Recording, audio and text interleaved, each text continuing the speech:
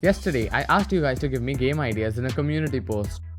Fruit Ninja, but the fruits are famous YouTubers. So I opened up the best game engine and created a new project called, you guessed it, Fruit Ninja. My lawyer?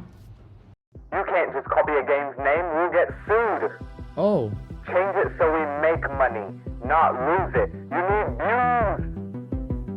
so I started thinking, and that's when it hit me. I need Mr. Beast in the title. So I changed Fruit Ninja to Fruit Ninjimmy. Get it? Because Mr. Beast's name is Jimmy. I hit create project and changed the scene name to Fruit Ninjimmy. Now obviously the logical thing to do when making Fruit Ninja would be to have a fruit and a ninja, right? Well, I got carried away and went straight to Google and looked for the Fruit Ninja background. Yup. Anyway, moving on. After importing the background, I thought to myself, this game would be pretty boring if it didn't have any fruits. So I added a white ball. Then I changed its name to watermelon to make it a fruit. That, ladies and gentlemen, is how you solve world hunger. If you couldn't tell, that was a joke, and I'm actually going to make it look like a real watermelon. So I got this skin and applied it to our white ball. And yep, now it looks a lot like you melon heads who aren't subscribed. So please press the subscribe button and turn on notifications. It helps me out a lot, thanks. Now this melon needs some physics. So I attached a circle collider and a rigid body so it bows down to the almighty force of gravity. Now that we have the fruit part of Fruit Ninja, we need the ninja part of Fruit Ninja.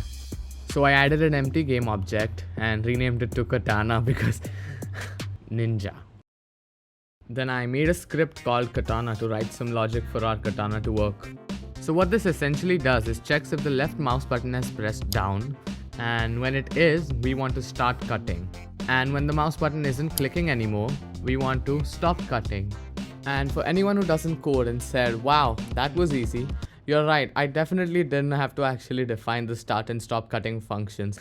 Anyway, now when I start the game, it sets the isCutting variable to true every time I press and drag the mouse. Then I added yet another rigid body, this time to the still invisible katana, which, by the way, trust me, gets better.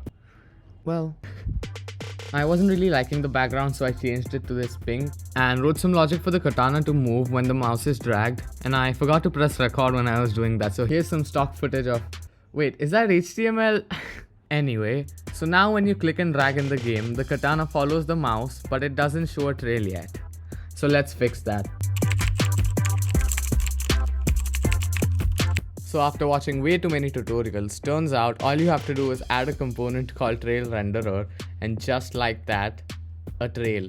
Then I spent about 20 minutes making the trail look, not pink. And I think it looks pretty good now. Then I wrote some more code to check for the velocity of each cut and forgot to hit record again. But instead of HTML stock footage, this is me pressing backspace on my code, but reversed, so it looks like I'm typing really fast. So what this does is, it requires the player to swipe to cut a fruit instead of just tapping on it. So when swiping, the circle collider is activated, but if you swipe slowly, it won't cut the fruit or the YouTuber.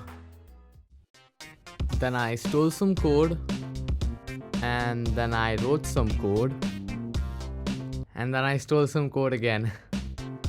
And now we can finally cut watermelons like Fruit Ninja.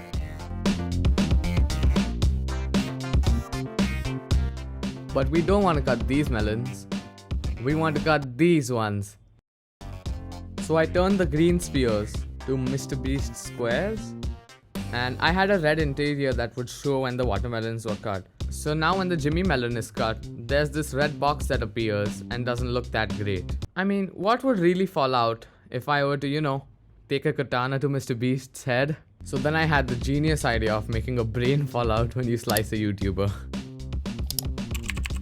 So after applying the texture and changing the XY tiling, this is what it looks like. Now these white particles that fly out don't look the best. So let's just say I changed them to look a little more realistic. Then I changed the background one last time. And I think it looks pretty good, but it still needs a few more melons to slice. And by melons, I mean YouTubers.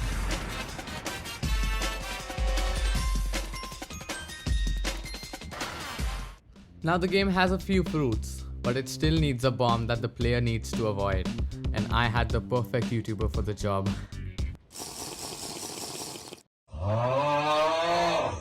So yeah, I added Cursed Dani to be the bomb you have to avoid in Fruit Ninja, built the game, and now this is what that looks like.